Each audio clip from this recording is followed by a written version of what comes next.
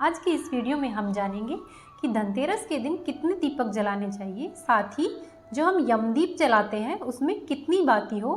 साथ ही हम यह भी जानेंगे कि यमदीपक किस समय जलाना चाहिए, वह यमदीपक को कौन जलाए और यमदीपक में प्रयोग होने वाला तेल कौन सा तेल हो। इसके साथ ही हम यह भी जानेंगे कि यम दिया जलाने की परंपरा कैसे शुरू हुई। धनतेरस के दिन 13 दीपक तो जलाने ही चाहिए, साथ ही हमें एक यमदीपक भी जलाना चाहिए। यमदीपक को जलाने से अकाल मृत्यु का भय कम होता है एवं यम के द्वारा दी जाने वाली यातना भी कम हो जाती है। यमदेव की पूजा साल भर में केवल एक ही दिन की जाती है, वो भी रात के समय में की जाती है। रात के समय में अर्थात जब सभी लोगों के सोने का समय हो जाता है, तब यम के नाम का चौमुखी दीपक जलाया जाता है। दीपक जलाने से पहले आपको कुछ बातों का जानना अच्छा होगा, जैसे कि आपको यम दीपक जलाने के लिए दीपक पुरानी मिट्टी का लेना चाहिए। यदि आपके पास पुरानी मिट्टी का दीपक नहीं हो तो आप आटे से बना हुआ दीपक भी ले सकते हैं। आटे का दीपक बनाने से पहले आपको ध्यान रखना होगा कि आटे के अंदर आपको नमक नहीं डालना है। बिना नमक के आटे से ही आप यम के नाम का दीपक तैयार करेंगे एवं उसी दीपक को प्रज्वलित करेंगे। वैसे तो यम के दीपक में हम तिल के तेल का, सरसों के तेल का एवं घी का प्रयोग कर सकते हैं, लेकिन सबसे अच्छा सरसों के तेल का प्रयोग करना माना गया है। यम का दीपक हमेशा चौमुखी ही जलाया जाता है। इसके लिए आपको यम दीपक में 4 बातियां अलग अलग से डालनी होगी। दीपक में हम 4 बातियां इसलिए डालते हैं ताकि यमदेव हमारी चारों दिशाओं से रक्षा कर सके एवं साथ ही चारों दिशाओं से आने वाली अकाल मृत्यु के भय से हमें बचाए और हमारे परिवार को कभी भी अकाल मृत्यु का भय नहीं सताए। व परिवार के सभी सदस्य स्वस्थ एवं खुशहाल रहे। दीपक को जलाते समय हमें दीपक के अंदर एक कौड़ी, थोड़े काले तिल एवं लौंग का एक जोड़ा अवश्य ही डालना चाहिए। इसके साथ ही साथ यह भी ध्यान रखना चाहिए कि जब हम दीपक को जलाएं तो परिवार के सभी सदस्य घर के अंदर आ गए हों। परिवार का कोई भी सदस्य घर के बाहर नहीं रहना चाहिए, क्योंकि एक बार यम दीपक जलाने के बाद घर से बाहर या अंदर नहीं आया जाया जाता, क्योंकि यम दीपक को उलांघा नहीं जाता है। यम दीपक को हमेशा घर के मुखिया के द्वारा ही जलाया जाता है। यदि आपके घर में मुखिया महिला है तो महिला यम दीपक जलाएगी। यदि आपके घर में मुखिया पुरुष है तो पुरुष के द्वारा ही यम दीपक जलाया जाता है। साथ ही दीपक में तेल की मात्रा का भी ध्यान रखें। यदि संभव हो तो दीपक रात भर जले इतना तेल डालना चाहिए। यदि संभव नहीं हो तो कम से कम 2 से 3 घंटे यम दीपक अवश्य ही जलना चाहिए।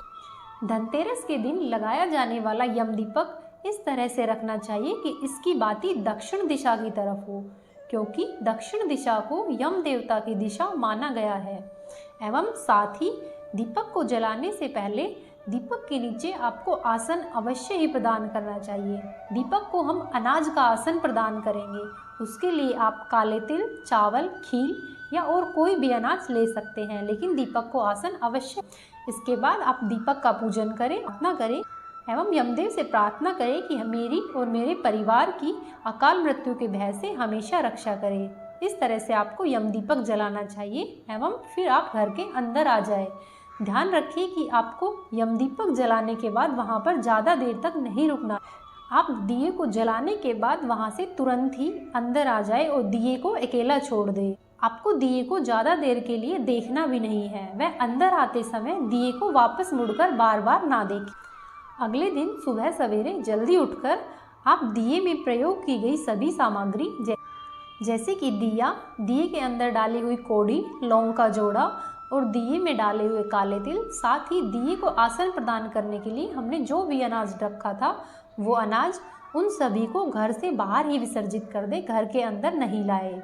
आपने दीप पूजन में जो पुष्प, अक्षत, जो भी सामान यूज किया है उन सभी को घर से बाहर ही विसर्जित कर दे एवं दीप पूजन में जो भी मिठाई आपने यूज की है उनको आप घर से बाहर किसी को दान दे दे, घर के अंदर नहीं लाए। यम दीपक को आप अपने गेट से बाहर अपने सीधे हाथ की तरफ रखें एवं दीपक का मुंह दक्षिण दिशा की ओर करके रखें। आइए अब जानते हैं यम दीपक को जलाने की परंपरा कैसे शुरू हुई। एक दिन यमराज ने प्रसन्न मुद्रा में अपने दूतों से पूछा कि तुम सब अनंत काल से पृथ्वी के जीवों के प्राण हरण करते हुए आ रहे हो, क्या तुम्हें कभी किसी जीव पर दया आई है और मन में यह विचार उठा है कि इसे छोड़ देना चाहिए। यम के सभी दूत एक दूसरे का मुंह देखने लगे। यमराज ने उनके संकोच को भांप लिया और उनसे कहा कि तुम झिझको मत, यदि ऐसा कोई प्रसंग हुआ है तो तुम निर्भय होकर मुझे बताओ। तब यमदूतों ने कहा कि बहुत समय पहले हंसराज नाम का एक राजा था। एक बार वह अपने मित्रों, सैनिकों और अंगरक्षकों के साथ जंगल में शिकार खेलने गया। संयोग से राजा सबसे बिछुड़कर अकेला रह गया और भटकते हुए एक अन्य राजा हेमराज के राज्य में पहुंचा। हेमराज ने थके हुए हंसराज का भव्य स्वागत किया। उसी रात राजा हेमराज के यहाँ पुत्र का जन्म हुआ था और इसी खुशी में हेमराज के यहाँ उत्सव मनाया जा रहा था। राजा हेमराज ने राजा हंसराज को कुछ दिनों तक अपने यहाँ रुककर उत्सव में सम्मिलित होने का आग्रह किया। बच्चे की छठवीं के दिन वहाँ एक विचित्र घटना हुई। जब पूरे राज्य में बच्चे के जन्म की खुशी मनाई जा रही थी, तब वहाँ पूजा के समय एक देवी प्रकट हुई और बोली कि आज तुम सब लोग इस शिशु की जो इतनी खुशी मना रहे हो, यह शिशु अपने विवाह के चौथे दिन अकाल मृत्यु को प्राप्त हो जाएगा। इस भविष्यवाणी को सुनकर सारे राज्य में शोक छा गया। राजा हेमराज और उसके परिवारजनों पर तो वज्रपात ही हो गया। सब के सब स्तब्ध रह गए।